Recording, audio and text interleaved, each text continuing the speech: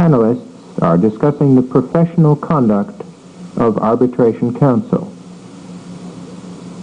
Also, if you get an arbitrator like Mr. Kramer, he will have sent you a rather strong letter saying, "Dear Sir or Madam / idiot," as the case may be, "I am your arbitrator. You will perform as I order, or else dire things will happen to you. And I want a trial brief. I want copies of the pertinent pleadings in areas where you can't get them. Alameda County allows you to take the court file out 3 days before the hearing date. Most counties don't. But what I'm getting at is, if the arbitrator has asked you to do something, do it. If he asks you to provide him with copies of the pertinent pleadings, do it. And you, as the plaintiff's lawyer, are the one that's going to be affected most by this, because remember, you still have a burden of proof in this area. So when he wants a trial brief, give him one. Short, sweet, concise, to the point. If he wants the pleadings, send them to him. Respond in a professional manner. I think that you should explore with your adversary the possibility of entering into stipulations to remove issues from the arbitration, so that when you come in, it can be conducted in an expeditious manner. You have to take into account, obviously, certain factors. Do you want a live body? Your plaintiff, of course you want there. Do you want the police officer? Do you want to put in the police report? Do you want to call the doctor? You want to put in the medical report? You may decide that, and I think in most cases you're going to find that you can reduce this matter to a 2-hour hearing if you follow the rules of Court 1613B cleverly. And save a lot of money by not having to pay that doctor to come in.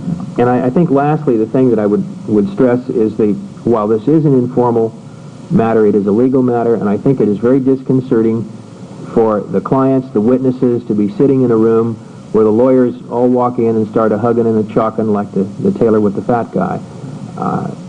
Treat it like it isn't meant to be, that is to say, a legal proceeding. Don't go on first-name basis.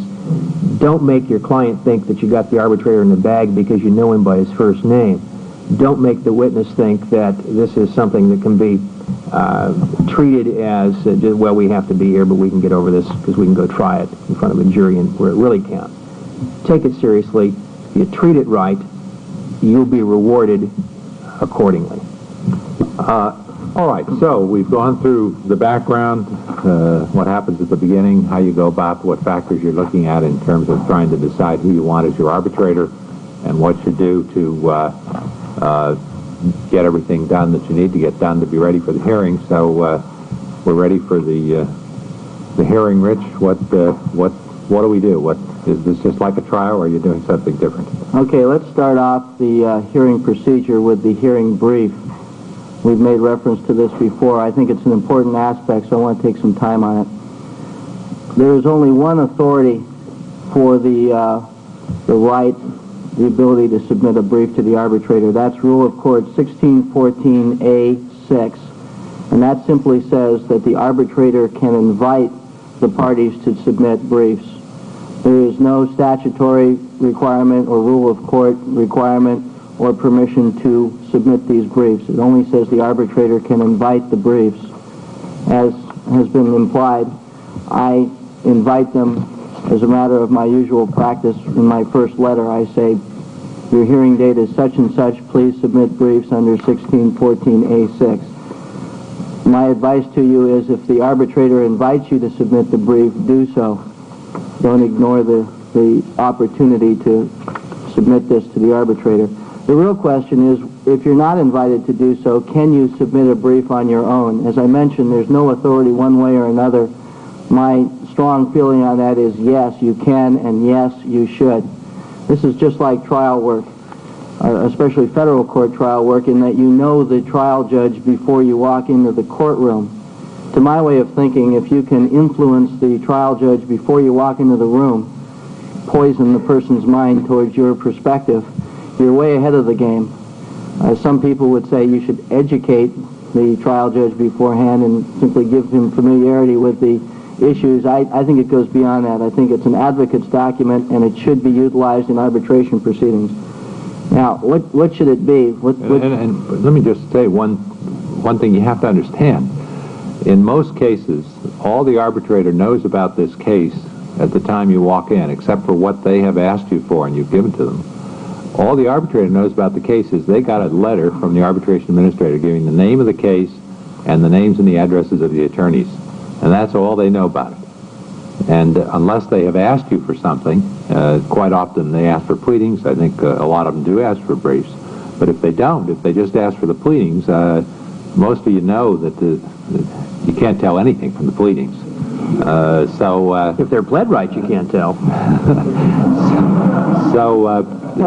And most trial judges, when the case comes into trial and you've got files that are this thick, never go to the bottom of the file to look at the pleadings, because by the time you got to that stage, you're really beyond that issue. So this trial brief issue, I think, is very, very important. And I would strongly recommend that if you have a situation where the arbitrator has not requested a trial brief, that you do prepare one, because it will give the arbitrator that much more of a handle from your perspective of what the case is about. But, Rich, let me ask you this. Do you send it to them ahead of time? And, of course, if you do that, you've got to send it to the other side, or do you walk in and give one to the arbitrator and one to the other opposing counsel same time? I think this is a prelude to Mr. Gibbs and I disagreeing on something. I firmly believe there's no such thing as a surprise that works in any context in trial law. Surprises backfire. I think if you walk in and you hand it to the arbitrator at the time of the hearing, hoping that you are going to have the pearls of wisdom that the other side will be taken aback by and not prepared to respond to, you're kidding yourself. What's likely going to happen is the arbitrator will say, this is a nice piece of paper, and put it down in the corner of the desk and say, let's start the hearing. I think what you have to do is submit it in advance of the hearing, and you should submit it in sufficient time in advance of the hearing so that the arbitrator will read it. That does not mean then the morning of the hearing. It means several days before. As I said, there's no rule on this, so there's no requirement that you serve the other side with a copy. I would say that it's unethical not to, and that you should serve the other side with a copy of what you give the arbitrator. If that gives the other side the opportunity to respond, so be it. That's what the system's all about. I still don't like educating my adversary any more than I can help. And also, there's one other thing I think we ought to talk about in trial briefs, because it is important. The two examples that are in here, this packet of materials that I mentioned before, comes from a program we put on in conjunction with the Bar Association of San Francisco for training sessions for arbitrators. And it was a rather simple motor vehicle collision. So you'll see that the two briefs in this instance, the plaintiff's summary, so-called, and then the defendant's arbitration brief, really simply relate to very simply explaining what the accident is, a sentence or two, how it happened. And then the plaintiff gives you some indication of what the medical bills are and what kind of exhibits are going to be introduced. The defense does talk a little bit more about liability and some of their contentions about why loss of income is inappropriate or something. There's nothing in either of these on the law, because the facts of this case were such that if you have an arbitrator who knows something about personal injury work, there's no reason to give him anything on the law. But I think that's one of the things you have to look at in your case. And the arbitrator in most cases won't want a big explanation of the law, but if you've got some points of law that are either in dispute or uncertain, or that you're concerned the arbitrator may not know, I think it's a mistake not to very briefly touch on those. Yeah, just let me give you a quick outline of how these briefs would be best written. First, I think you ought to start out with what I call a brief statement of the case. Who wants what? One sentence, two sentence. That's about it. It's what I call the introduction, and I usually head it introduction. And all it says is what this case is about and who's looking for what.